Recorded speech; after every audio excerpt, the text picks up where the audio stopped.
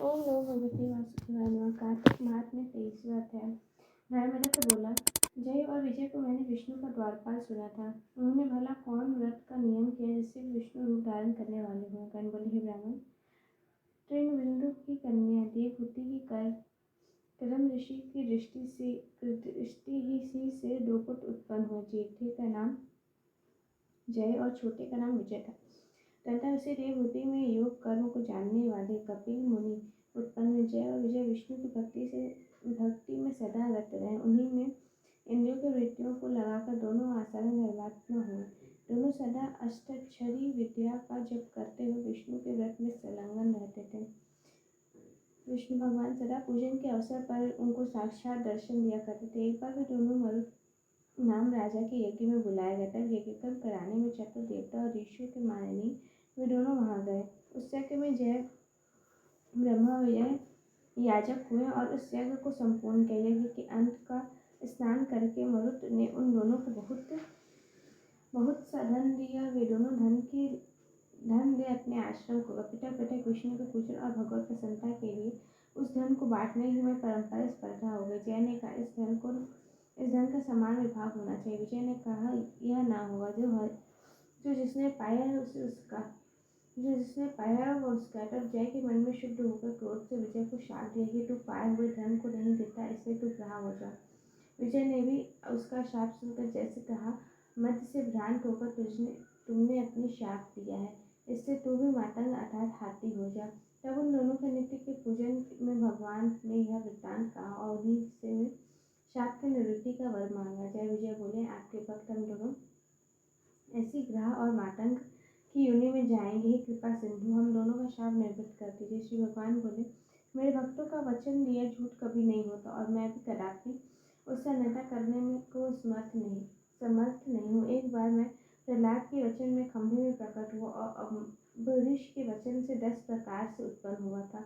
अतः तुम दोनों अपने आप दिए गए इन शापों से मेरे पद को प्राप्त हो गए। ऐसा कहकर भगवान अंतर्धान हो गए। गण बोले, तदंतर वे दोनों गंडकी नदी के तट पर ग्राह और मातंग हुए। उस योनि में भी उन्हें जाति और स्मरण बना रहा। इसी कारण उस समय भी विष्णु के व्रत में स्थित हुए। एक समय वह हाथी कार्तिक पूर्णिमा के दिन गंडकी नदी में नहाने को गया।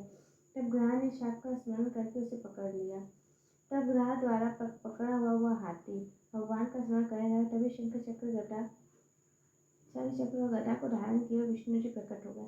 तत्काल चक्र लगाकर भगवान ने उन दोनों को उद्धार किया और अपने समान रूप देकर बैकुंठ ले गए। तब से वह स्थान हरि क्षेत्र नाम से प्रसिद्ध हुआ। इसमें चक्र के स्पर्श के पाषाण भी चीयुक्त हो गए। लोक में वे ही दोनों जय और विजय नाम से विख्यात है। ब्राह्मण, जिनके विषय में तुमने पूछा था, दोनों सदा हरि के प्यारे द्वारपाल है। धर्म के इसलिए तुम भी सदा विष्णु के व्रत में स्थित हो। मातस्य और ब्रह्म छोड़कर समदृष्टि हो जाओ। तुला, मकर और मेष इन राशियों पर सूर्य के आने पर तुम सदा प्रातः काल स्नान करने वाले हो और एकादशी के व्रत में निष्ठा रखो और तुलसी मन का पालन करो। ब्राह्मण और वैष्णव हो और एकादशी के व्रत में निष्ठा रखो। तुम ब्राह्मणों और वैष्णवों का सदा सेवा करो और मसूर, कांजी, बैगन इनका त्याग करो। ऐसा करने से तुम ही अंत समय विष्णु जी के पदों को प्राप्त होगे। जन्म से किए हुए विष्णु के प्रसन्न करने वाले इस व्रत से न यज्ञ और अन्य व्रत न दान अधिक है, अर्थात यह व्रत सबसे अधिक श्रेष्ठ है।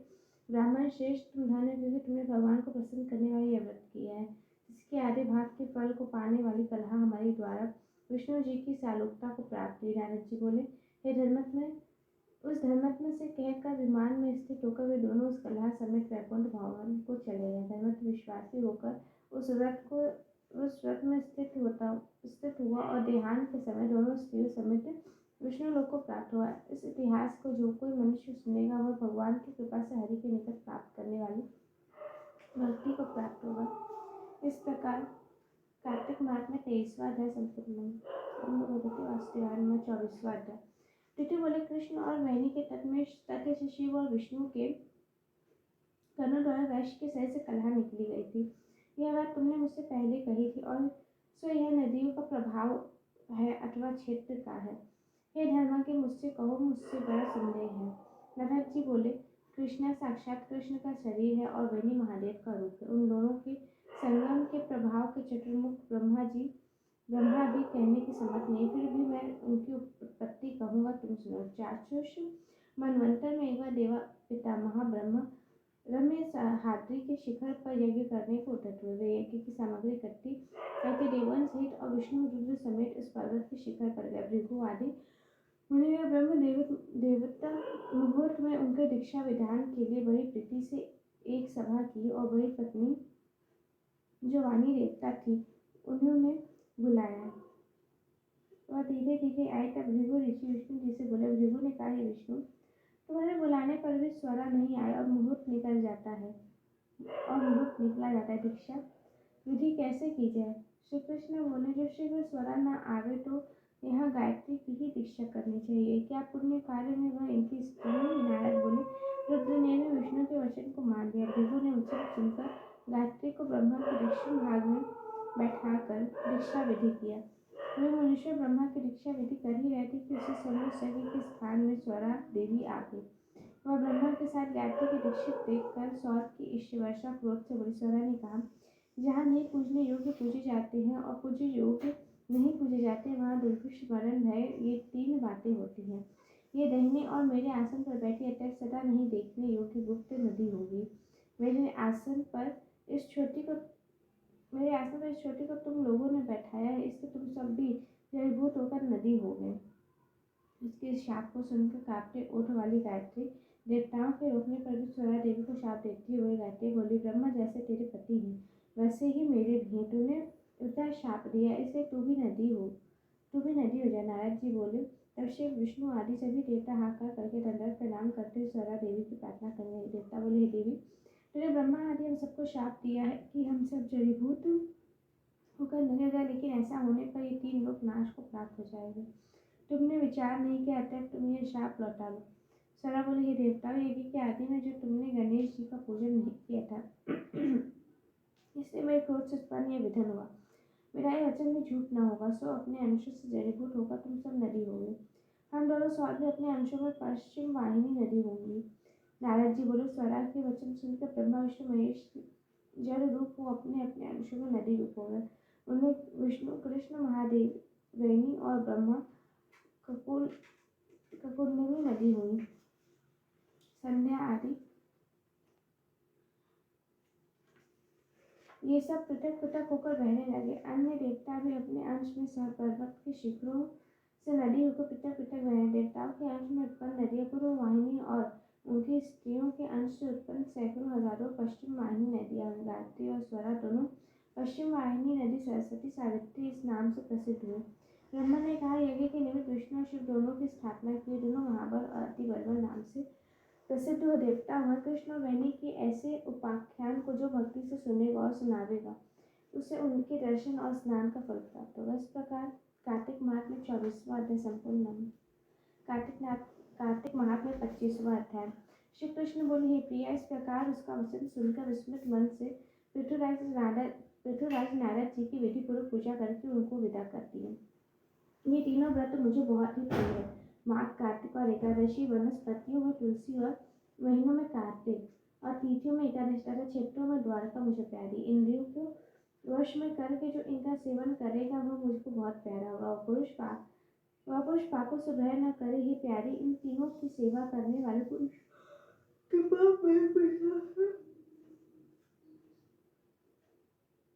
दूर हो जाते हैं। सत्यभामा बोली, हे नाथ, जो आपने मुझसे यह बात कही कि पराय दिए पुण्य से कलहा मुक्ति को प्राप्त हुई, यह बड़े विस्मय की बात है। कार्तिक मास का ऐसा प्रभाव है और यह उस आपका ऐसा प्यारा है कि जिससे स्वामी से द्रोह आदि पाप भी स्नान के पुण्य से दूर हो जाए।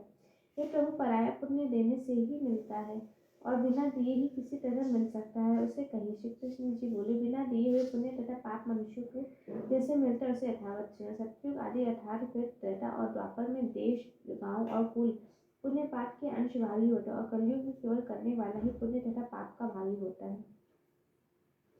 संसर्ग न करने पर यह व्यवस्था कही गई। संसर्ग में जैसे पुण्य पाप दूसरे को मिलते हैं उससे सुनो। एक स्थान में बैठने, भोग करने, विवाह आदि संबंध और एक पात्र में भोजन करने से मनुष्य पुण्य तथा पाप का आधा फल पाता है। पढ़ाने यज्ञ कराने और एक पंक्ति में भोजन करने से मनुष्य चतुर्थांश फल का परोक्ष में प्राप्त करता है। देखने, सुनने और मन के द्वारा ध्यान से मनुष्य को पुण्य और पाप का 100वां भाग प्राप्त होता है। दूसरे की निंदा, चुगली और धिक्कार देने से उसके किए हुए पापों को लेकर प्राणी अपना पुण्य देता है। पुण्य और पाप को करता हुआ जो पुरुष उसकी सेवा, स्त्री, नौकर तथा शिष्य उनके सिवाय दूसरा मनुष्य करता है, उसकी सेवा के अनुरूप उसको कुछ धन न दिया जाए तो यह मनुष्य अपनी सेवा के अनुसार उसके पुण्य अंश का भागी होता है। एक पंक्ति में भोजन करने वाले मनुष्य में जो परोसने का उल्लंघन करता है, उस उल्लंघन किया मनुष्य उसके पुण्य के 6ठे भाग को प्राप्त होता है। स्नान तथा संध्या आदि करते समय कोई यदि छू ले अथवा बातचीत करे तो वह करने वाला मनुष्य अपने शुभ कर्म का भाग उसे दे देता है। जो पुरुष धर्म के निमित्त दूसरे मनुष्य को देखने की याचना करता है, दाता उसे धन देकर कर्म फल को प्राप्त होता है। पराया द्रव्य हरण कर जो कोई पुण्य कर्म करता है तो कर्म करने वाला पाप भागी होता है और धन वाले को कर्म का फल मिलता है। जो मनुष्य दूसरे का ऋण चुकाए बिना मर जाता है तो धनी अपने धन के अनुरूप उसका पुण्य ले लेता है।